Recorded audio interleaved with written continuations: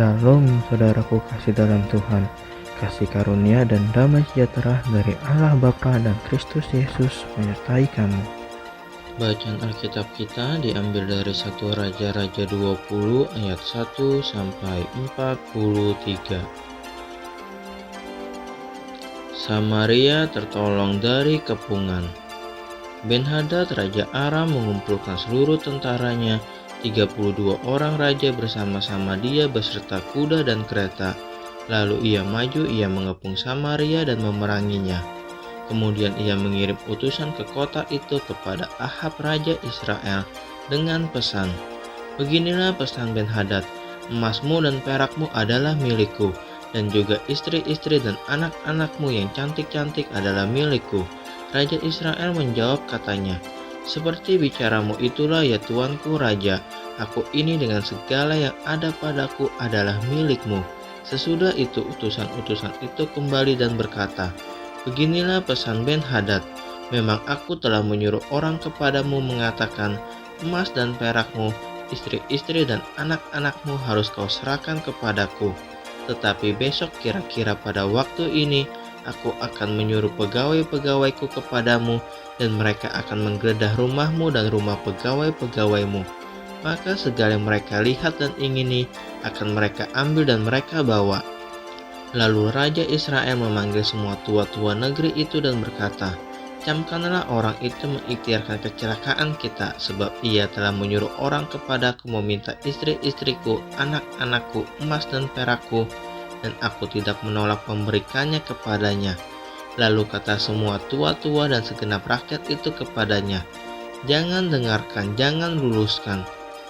Sebab itu ia berkata kepada utusan-utusan Ben-Hadad, "Katakanlah kepada tuanku raja, segala yang pertama kali kau suruhkan kepada hambamu ini aku akan melakukannya. Tetapi tuntutannya kemudian ini tidak dapat kupenuhi." Lalu pergilah utusan-utusan itu dan menyampaikan jawab itu kepada Ben-Hadad. Ben-Hadad menyuruh orang kepada Ahab dengan pesan, "Beginilah kiranya para Allah menghukum aku bahkan lebih lagi daripada itu, jika rakyat yang mengikut aku masih dapat menjemput segenggam penuh debu puing Samaria." Tetapi Raja Israel menjawab katanya, "Katakanlah, orang yang baru menyandangkan pedang janganlah memegahkan diri seperti orang yang sudah menanggalkannya." Segera sesudah Ben-Hadad mendengar perkataan itu pada waktu ia sedang minum-minum dengan raja-raja di pondok, berkatalah ia kepada pegawai-pegawainya, "Aturlah barisanmu." Lalu mereka mengatur barisannya melawan kota itu. Tetapi tiba-tiba tampillah seorang nabi kepada Ahab Raja Israel serta berkata, "Beginilah firman Tuhan, sudahkah kau lihat semua orang yang sangat ramai itu?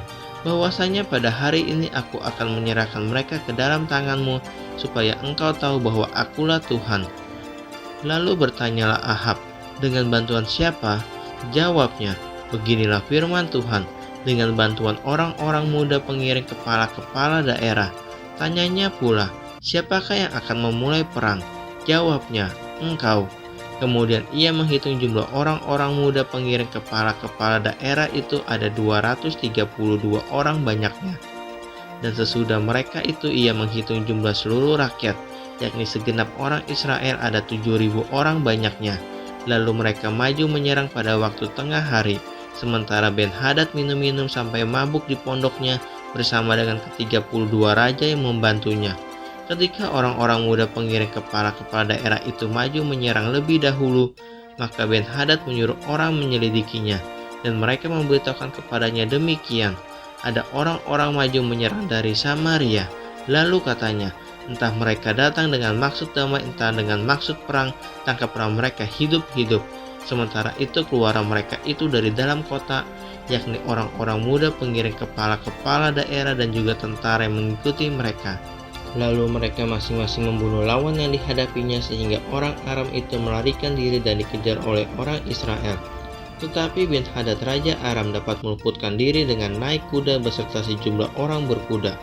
Juga Raja Israel maju lalu memusnahkan kuda dan kereta itu dan mendatangkan kekalahan yang besar kepada orang Aram. Lalu tampillah nabi itu kepada Raja Israel dan berkata kepadanya, "Baiklah, kuatkanlah hatimu, pertimbangkan dan pikirkanlah apa yang harus kau perbuat, sebab pada pergantian tahun Raja Aram akan maju menyerang engkau." Pertempuran dekat kota Afek. Pegawai-pegawai Raja Aram berkata kepadanya, Allah mereka ialah Allah gunung, itulah sebabnya mereka lebih kuat daripada kita. Tetapi apabila kita berperang melawan mereka di tanah rata, pastilah kita lebih kuat daripada mereka. Bertindaklah begini, pecatlah raja-raja itu masing-masing dari kedudukannya dan angkatlah bupati-bupati menggantikan mereka. Lalu kerahkanlah tentara sebanyak tentara yang telah gugur dari pihakmu itu. Demikian pula kuda dan kereta sebanyak yang dahulu. Marilah kita berperang melawan mereka di tanah rata, pastilah kita lebih kuat daripada mereka. Raja mendengarkan usul mereka dan bertindak demikian. Dalam tahun yang berikutnya Ben-Hadad memeriksa barisan orang Aram, lalu ia maju ke Afek untuk berperang melawan orang Israel. Orang Israel pun memeriksa barisannya dan setelah dibekali mereka berangkat menghadapi orang Aram. Orang Israel berkemah di hadapan mereka seperti dua kawanan kambing, sedang orang Aram datang membanjiri negeri itu. Maka tampillah abdi Allah dan berkata kepada Raja Israel, beginilah firman Tuhan, oleh karena orang Aram itu telah berkata, Tuhan ialah Allah gunung dan bukan Allah dataran, maka aku akan menyerahkan seluruh tentara yang besar itu ke dalam tanganmu supaya kamu tahu bahwa akulah Tuhan. 7 hari lamanya mereka berkemah berhadap-hadapan, tetapi pada hari yang ketujuh mulailah pertempuran. Dan pada suatu hari orang Israel menewaskan 100.000 orang berjalan kaki dari orang Aram itu. Orang-orang yang masih tinggal melarikan diri ke Afek ke dalam kota, tetapi temboknya roboh menimpa ke 27.000 orang yang masih tinggal itu. Sementara itu Ben-Hadad melarikan diri dan masuk ke kota dan bersembunyi dari satu kamar ke kamar yang lain. Lalu berkatalah pegawai-pegawainya kepadanya, ketahuilah kami telah mendengar bahwa raja-raja kaum Israel itu adalah raja-raja pemurah. Marilah kita menaruh kain kabung pada pinggang kita dan tali pada kepala kita, dan dengan demikian keluar menghadap Raja Israel, barangkali ia akan menyelamatkan nyawamu. Lalu mereka melilitkan kain kabung pada pinggang mereka dan tali pada kepala mereka. Kemudian mereka pergi menghadap Raja Israel sambil berkata, hambamu Ben-Hadad berkata, kiranya Tuanku membiarkan aku hidup. Jawabnya, masih hidupkah dia? Dia saudaraku. Orang-orang itu menganggap hal itu sebagai tanda yang baik. Maka segeralah mereka berpegang pada perkataannya itu lalu berkata, memang saudaramu Ben-Hadad.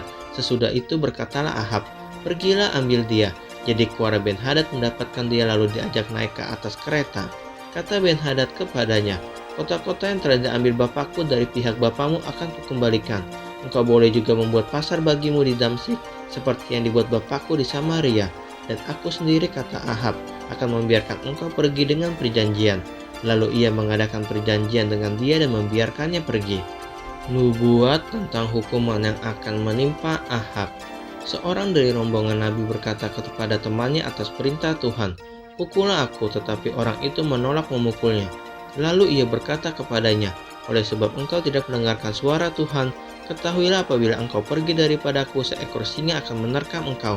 Dan ketika orang itu pergi daripadanya, maka seekor singa bertemu dengan dia lalu menerkam dia. Kemudian Nabi itu bertemu dengan orang lain, lalu ia berkata, pukullah aku. Orang itu memukul dan melukai dia. Sesudah itu Nabi itu pergi dan berdiri menantikan raja di jalan, sambil menyamar dengan membubuk kain pembalut pada matanya.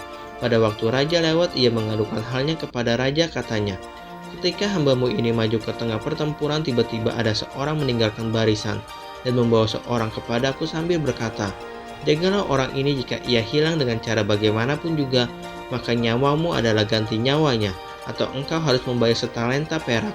Ketika hambamu ini repot sana-sini, orang itu menghilang. Kemudian Raja Israel itu berkata kepadanya, begitu jugalah hukumanmu, engkau sendiri telah menetapkannya.